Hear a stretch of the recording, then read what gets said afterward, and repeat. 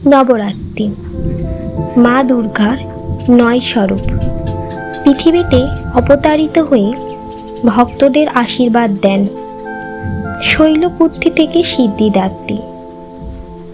সমস্ত দেবীর আলাদা আলাদা ভাব ও মাহাত্ম্য আছে। আসুন এই দিব্য যাত্রায় আমরা জানি নবদুর্গার অসীম শক্তি। নবদুর্গার প্রথম দেবী মা শৈলপুত্রী। কথিত আছে আগের জন্মে মা সতী ছিলেন এবং মহাদেবকে স্বামী হিসেবে গ্রহণ করেছিলেন।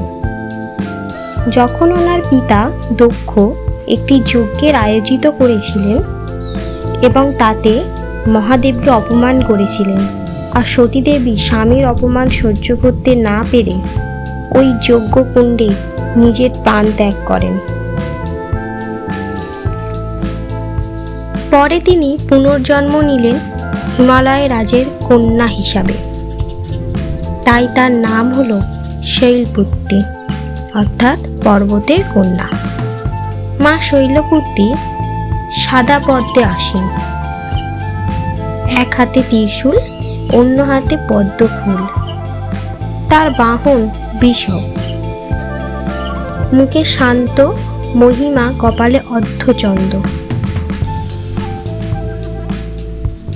তিনি হলেন প্রকৃতির মূল শক্তি, সমস্ত জীব জগতের উৎস। মায়ের এই রূপ অত্যন্ত সৌম্য ও শান্ত। নবরাত্রির এই প্রথম দিনে ভক্তরা মা শৈলপুত্রীর আরাধনা করেন। সংসার জীবন স্থিরতা, সাহস আর ভক্তি পাবার জন্য। বিশ্বাস করা হয় যারা মা শৈলপুত্রীর পূজা করেন তাদের সংসার হয় শান্তিময় আর জীবন হয় ধীর ও সমৃদ্ধ। আজ আপনারা জানলেন মায়ের প্রথম স্বরূপ শৈলপুত্রীর কথা। দ্বিতীয় স্বরূপ থাকবে নেক্সট ভিডিওতে। ভালো লাগলে চ্যানেলটা অবশ্যই সাবস্ক্রাইব করুন ও পাশে থাকুন।